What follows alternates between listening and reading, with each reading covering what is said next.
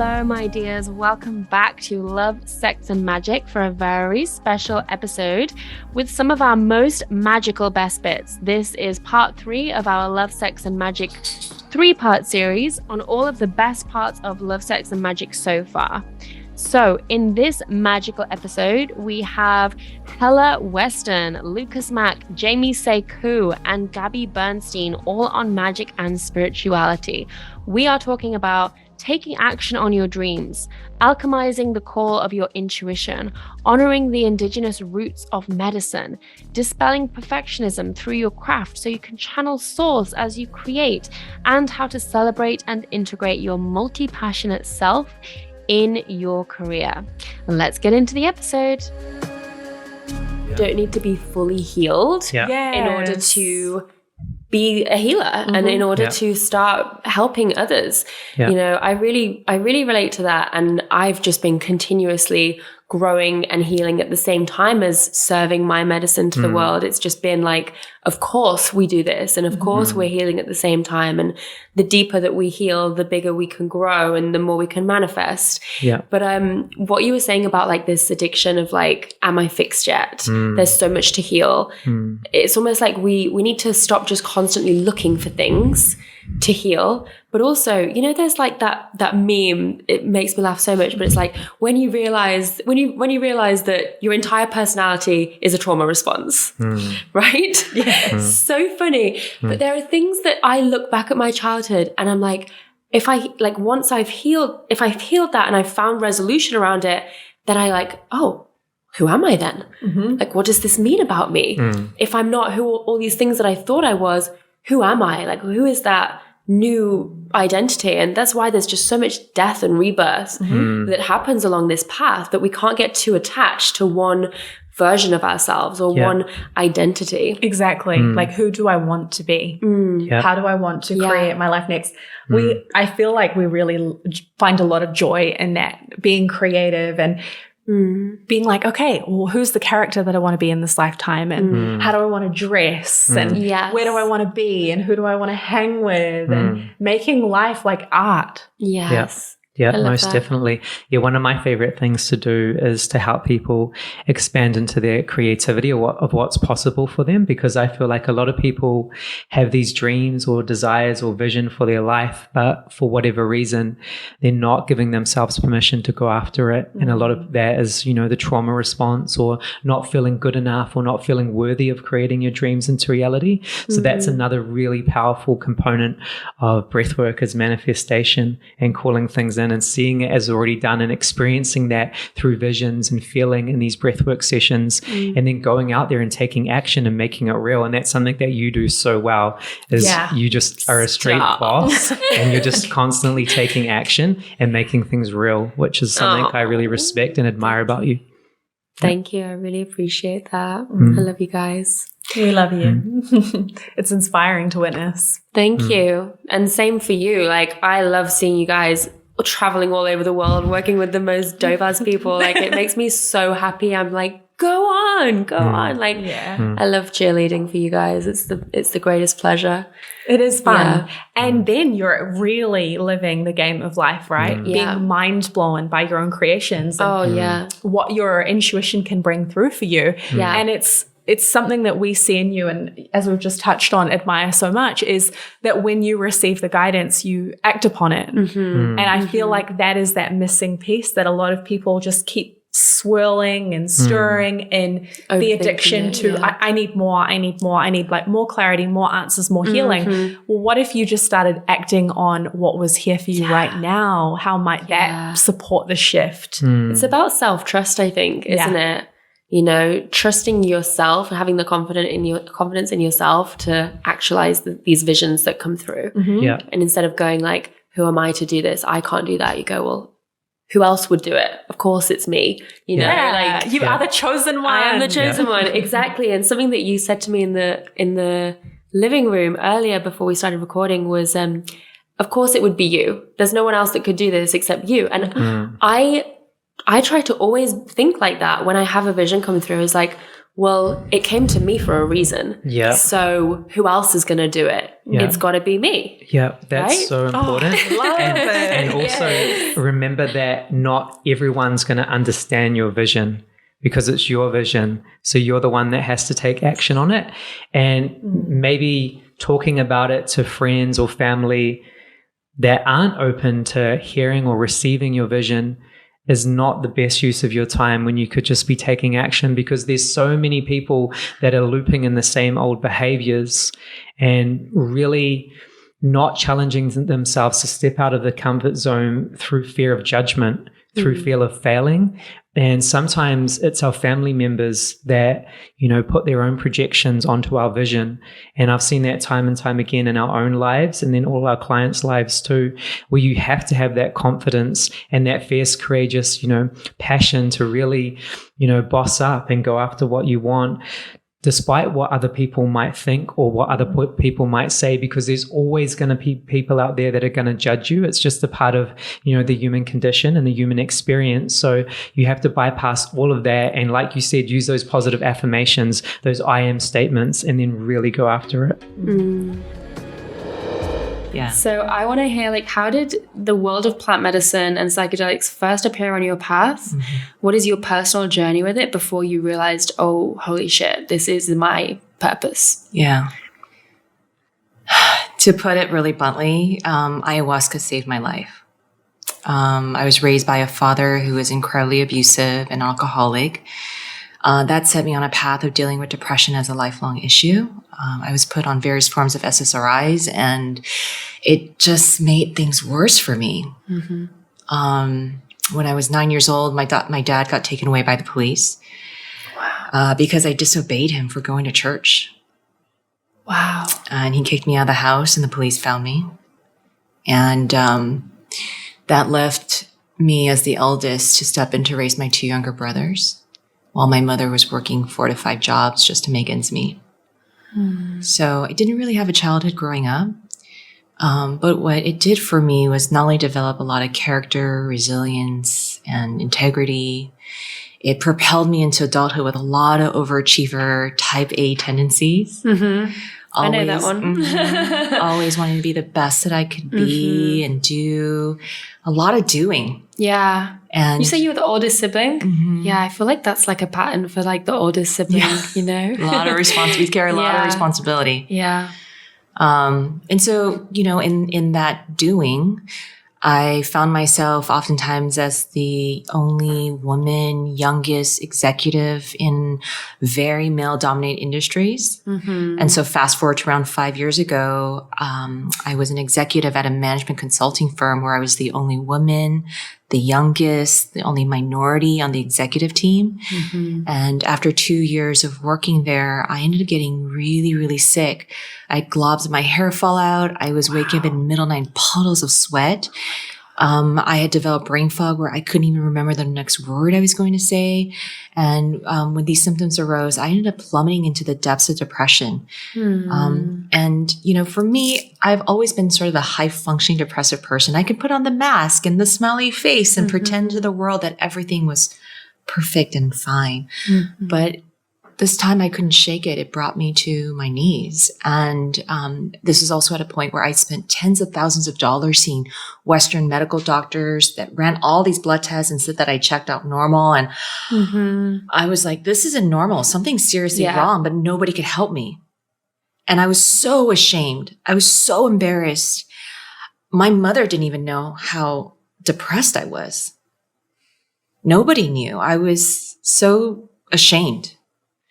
And so I was suffering alone in silence. And then in a span of 1 week, I had 2 people in different parts of my life. My younger brother, who is a former tech founder, sold his company at 26 years old, found his way to the plant medicine. He just happened to be doing it. And then he called me literally the next day, sharing with me how the ayahuasca experience transformed him. And then in the same week, I had a girlfriend of mine who didn't know my brother also shared with me how ayahuasca transformed her life. And for her, she went to this like 5-star resort in Costa Rica with doctors and nurses 24/7 on the side. And, that piqued my interest because up until that point, I never did drugs. I didn't even know what drugs look like. I've actually never even been drunk in my life because of what I witnessed with my father. Of course. Yeah. But thankfully, I always consider myself a spiritual person and I pay attention to signs. And I had a curiosity bubble up within me of like, what is this thing coming to my field twice in a week? And it was that curiosity that led me to jumping down the rabbit hole of researching everything I could about ayahuasca and psychedelics. And in that research, I just came to an epiphany. I was like, what is there for me to lose at this point? I'm at the end of my rope. Wow. And so 2 days, without telling anyone, 2 days later, I jumped on a flight to Costa Rica and I sat with ayahuasca for 4 nights and it saved my life. And not only did it save my life, it gave me a renewed sense of purpose. And in everything that I do is to be in service. This is the reason I'm still here. And this is the reason I'm still alive. And so this has brought me on the path of devotion. Yeah. I have devoted my life to this work, to spread my story and the experience that I had and my truth so that it can help just even one person out there who's struggling. And so since doing ayahuasca for the first time 5 years ago, I haven't been depressed since. Wow.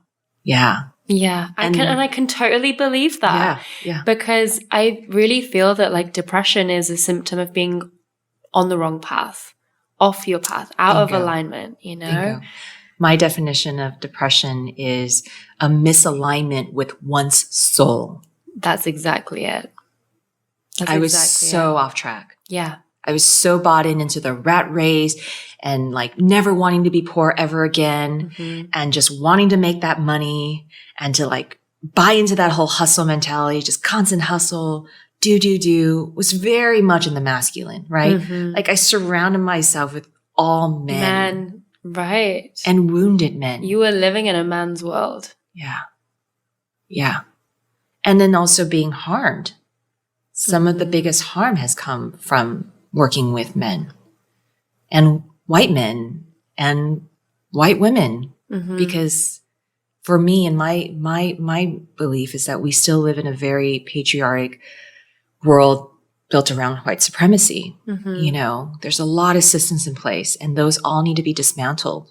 And we all need to be learning how to collaborate with one another, to work with each other, to come from a heart-centered place. Yes. Our humanity depends on it. Yes. No more fighting. It is time. This is a call for a new shift, a new way of being. And it's time, right?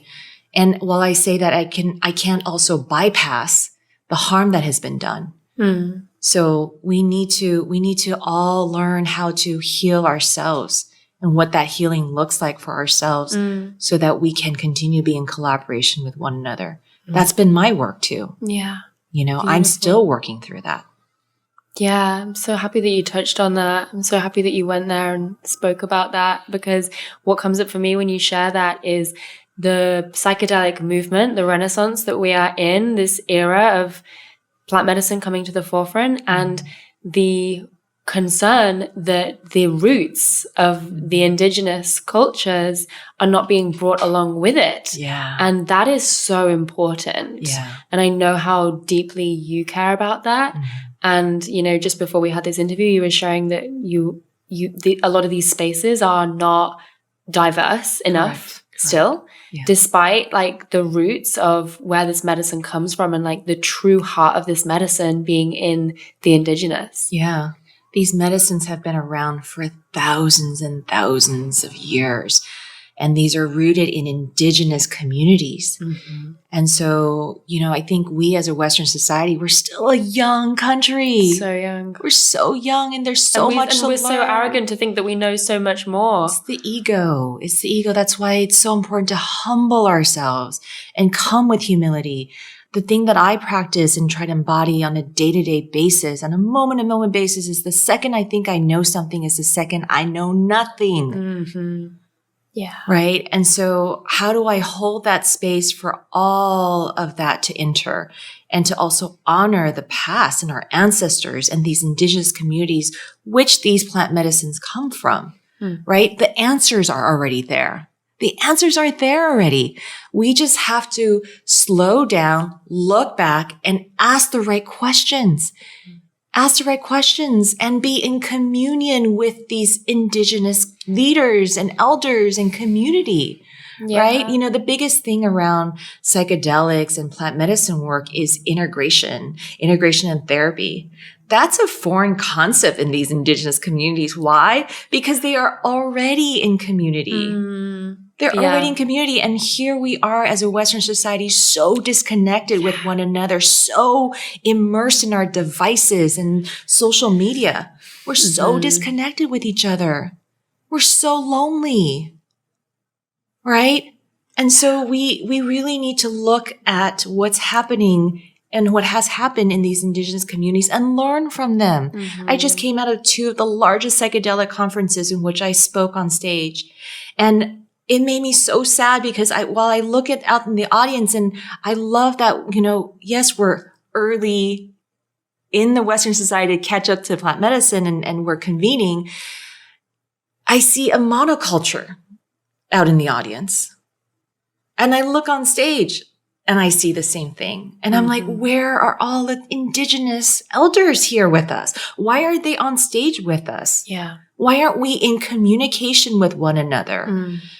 And so the future that I see is one that is immersed and integrated with ancient wisdom and modern science. We need that. We really need that. I really feel that. Yes. I really deeply feel that. Hey guys, just want to take a quick break from this episode to tell you about my favorite product that I'm using right now, and that is Pitsy Natural Deodorant. I've tried every single natural deodorant that's out there. This is the only one that actually works and lasts and stops me from smelling. But not only does it stop me from smelling, it actually smells freaking amazing, and there are 6 different scents. So what I love about Pitsy is I can basically choose the scent that I want that morning, depending on the kind of mood I'm in, depending on my outfit, the vibe that I'm in. So I might go for like rose, which I love the rose one, but then this morning I was feeling more in like a lavender clove bud kind of mood. I might feel in like a dark sea kind of mood. Like, I'm so multi-dimensional that I like to choose a different scent every day, right? So I love this product so much. It's also biodegradable, compostable. You can literally put this into the soil when you're done with it and it will completely disintegrate into nothing. So super good for the planet, which we absolutely love. But yeah, most of all, just love that it actually works, you know, as a natural product. So everyone get your hands on some Pitsy. You can use the code MELWELLS10 to get 10% off your order. So go to meetpitsy.com or Instagram/meetpitsy. All right, back to the episode. So you mentioned earlier, Gabby, about how, you not being a perfectionist has really helped you in this writing process. So I'm curious to hear, when you're writing that first draft, are you just not editing as you go? Are you just like literally just like writing and not going back to edit and just coming back to it much, much later? Yeah. Well, first things first, I have a core message and I have a really clear outline. And I actually share some of my methods for getting your core message and your outline together. And we'll give your audience a link for this, but I'm doing this free training on how to turn your book into a bestseller. And I give my main methods for core message and outline. So we can go over that in that link that you'll give them. Mm-hmm. But when I create that killer outline, I can then be untethered.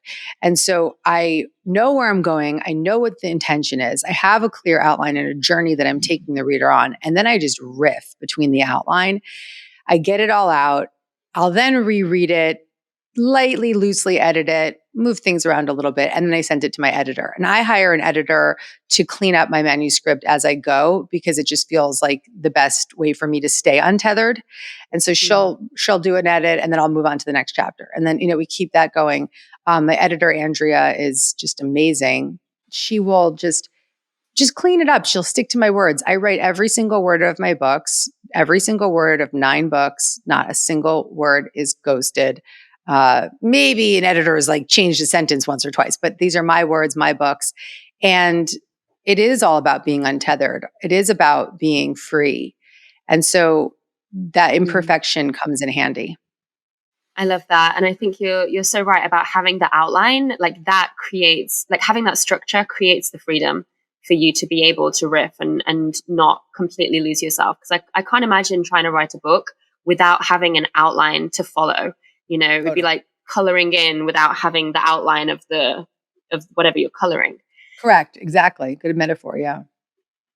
Beautiful. So I think a lot of people have this dream to write a book, have so much wisdom and so many incredible life stories to share that really want to help others. But they have this story of, I'm not a writer, or other people have already written about this. There's already so many books about this. Like, what about my story is going to be different? There's no room for me.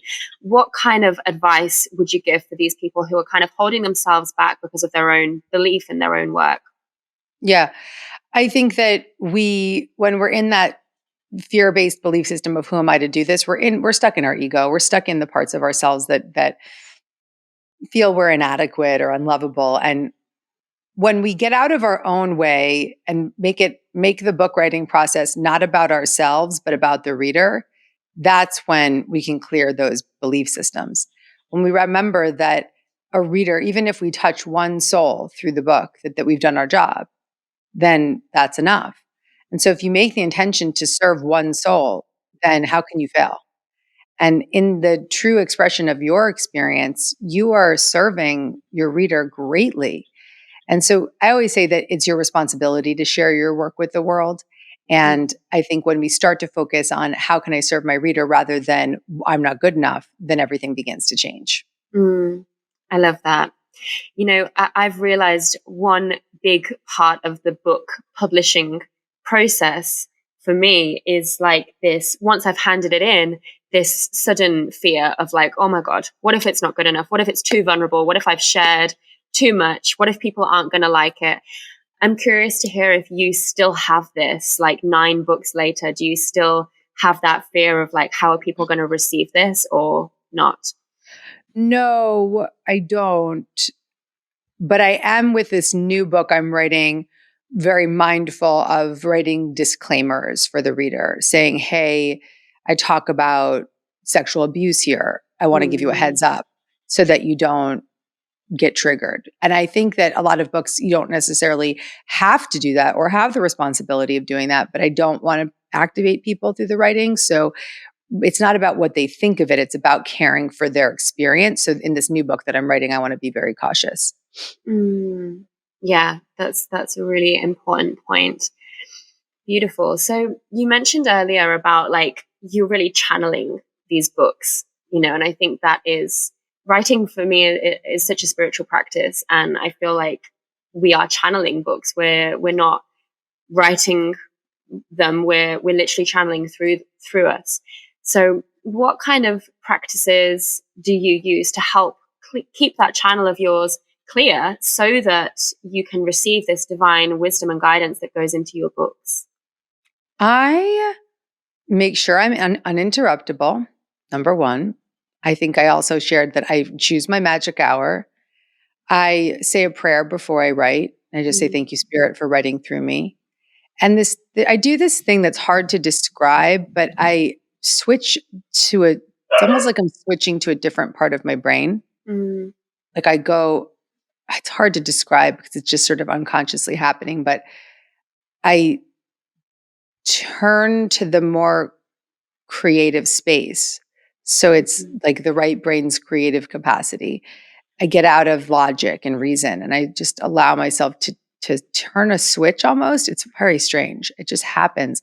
And it's I don't really know that I can describe it, Mel, but it's so cool that I just lean into this other part of the brain where I just like kind of open up my ability to just allow. And also because I am, we all are mediums, but I do hear spirit. So I can say, hey, come on in, let's go. Love that. Really like tapping into flow state. And I imagine the more you do it, the easier it becomes to just switch that on. Yes, that is actually very true. Yep. Beautiful. Beautiful. So, Marie, you coined the term multi-passionate, which I just love and I relate to so much. I really resonate with that as a multi-passionate person, just like yourself. But you've also really been so good at nailing down on one main thing in your business, your epic program, B-School. So how has someone as multi-passionate as you are been able to focus so much year after year after year on this one thing? And do you have any advice for other multi-passionate entrepreneurs or budding entrepreneurs out there who want to just do it all? Yes. Well, first of all, I think that as a multi-passionate entrepreneur, there's always going to be a lot of things that you're very interested in. There's probably a lot of things that you're gifted at. There's a lot of things that you have to offer to this world in terms of making a difference. And, in the earlier part of my journey, after I discovered coaching and after I started my training, I started my business, one of the big realizations was that I actually never felt comfortable just calling myself a coach. It felt too narrow and too limiting. I was extremely passionate about dance and fitness, specifically hip hop. I was also really passionate about spirituality and writing and what was then a very nascent world of digital marketing. I was advertising, I was writing an email newsletter before those things were even popular, all of these different things. And so one of the things that I recognized within myself, that trying to artificially narrow my scope, especially in the beginning, was going to be a recipe for disaster. I had read every success book out there. I had read all of the different career books, like What Color is Your Parachute? And so many different books and wise people would say, okay, you've got to pick one thing. You've got to narrow in. Even my coach training, which was fantastic, was like, okay, are you a productivity coach? Are you a relationship coach? Are you a career coach? And I just remember feeling like anytime I would try and adhere to that advice, it was like I was cutting off a limb. And it wasn't until that phrase came to me, multi-passionate entrepreneur, that I felt myself expand. And that I felt myself finally giving me a new context to be the biggest, fullest, most multifaceted version of me that I actually was. And it was like, I am too big for these conventional definitions. I do not fit into these boxes that everyone wants to put me in. So for the next few years of my career, especially when I was starting out, I said, you know what? I'm not calling myself a life coach, and I'm not only going to focus on that. I simultaneously developed an amazing career in dance and fitness, and that's a whole other story. But what I learned during this time was that at that particular stage and season of my life, I didn't have a mortgage or a family or anything like that. So I was very conscious of the fact that if I split my focus and I pursue multiple passions at once, I may not make as much money, and that's okay. And B, my progress in all of the different zones is probably going to be slower because I'm splitting my time and focus. So I went into this eyes wide open, and I recognized that by choosing to pursue multiple passions at once and keeping a bunch of plates spinning in the air, that I had to dial back my expectations in terms of external rewards or recognition. But I was doing that knowingly that my soul was going to be so much happier if I gave myself permission to experience the things that I felt were important for not only my professional development, but also my soul's development. These were things that I really wanted to explore and experience, and I never gave myself permission to as a younger person or even in college. So there was about 7 years, Mel, that I was doing the bartending, the coaching, the dance, the fitness. I was a Nike athlete. I was creating dance fitness videos. I was doing so many different things. And so I did that for so long. And then I reached a new point where I was really looking at my life. My relationship with Josh, who now I think we're going to be together almost 18 years, was probably just a year or two in. And I felt myself feeling I was ready for my next evolution. And I said, okay, what do I envision for my future? What is most important to me? And I didn't want to be scattered anymore. I'd kind of done that. And when I looked ahead at the future, I said, okay, if I try on a future in health and fitness and dance, what does that look like? What does that look like at age 40 or 50 or 60? Like using my body as the sole source of revenue. Or if it was in fitness, potentially having to come up with some type of apparatus or a product, like taking it back old school, like a thigh master or something like that. Like that was going to be a vehicle towards wealth. And I was like, it didn't feel right when I tried that on. And then when I thought about the possibility of my entire career being focused on helping people with ideas and creating training and programs and speaking and writing books, I could see myself doing that into my 70s, 80s, 90s. Like there's something in my body that was just like, yes. Plus the virtual nature of it, the fact that I'm someone who loves freedom, that's probably one of my highest values. And I knew because of my experience and what I was building, I was like, I can do this from anywhere in the world. I can reach people all over the world. I don't have to be landlocked, which at that time, again, we're taking it back now to the early 2000s, mid 2000s, like the aughts, 2007, 2008. Where, there was fitness videos, but we didn't have online apps. Like none of that stuff existed yet.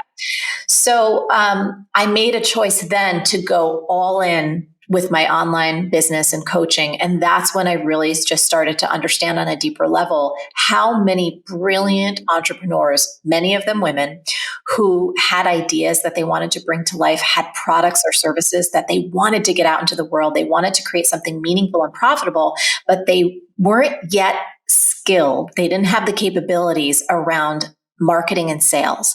And when I would have these conversations with women, especially because of my fitness journey and being in New York City, and I had a book out already. So I was constantly talking with women and in conversation with them. They'd often say something like this, Mel, like, I'm the idea person. Like I have this great idea for something, but I want someone else to handle the business side. Or, marketing and sales, like that's so negative. It's so aggressive. It's so pushy. I don't want to be a used car salesman. And Mel, I would want to take them and lovingly shake the crap out of them because I was like, no, like marketing and sales, first of all, is the lifeblood of any sustainable business. But more importantly, what these women weren't understanding was that there was a new style of marketing, something I like to call modern marketing, where the best of your humanity comes out when you're practicing this, not the worst. And when I say the best, specifically, I mean your empathy, your compassion, your creativity, your sense of being generous, wanting to be of service, like all of the best parts of you when you're practicing how I teach modern marketing, you actually become a better you, not a worse you. Plus, it really is the secret to having your business not just be able to survive, but thrive no matter what's happening in the world. And after being in business for 20 years now, it's like, I'm not just saying this out of theory. I live this through practice. So incredible. And I completely contest to what you're saying. I think the way that you teach people to sell goes against all of the old stories that people have from years and years of, selling is bad. I don't want to be sold to and I don't want to sell. It feels icky. Yes. And, you openly say, I love marketing and you help other people learn to love marketing. And I truly love marketing what I sell now, my products and my services, because I genuinely love what I'm offering. And so why would I not want to share that? But there's such a way that it can be done in such an authentic and loving way, as you say. Super elegant, and it's not pushy. It's not aggressive. It's in a place of service. And it's also in a way where when you think about it, I often think about this in my life, all of us have challenges. All of us have stress points. All of us have problems. And whenever you found a solution in your life, whether it's something with your home or something with your health or something with your personal development or something with your business, aren't you so grateful? You're like, thank goodness this person created this thing, whatever this thing is. And when someone delivers that to you in a way that really honors your humanity, that really serves what it is your pain point, and then takes you higher, you're happy to do business. Like you're like, oh my goodness, thank goodness I found you.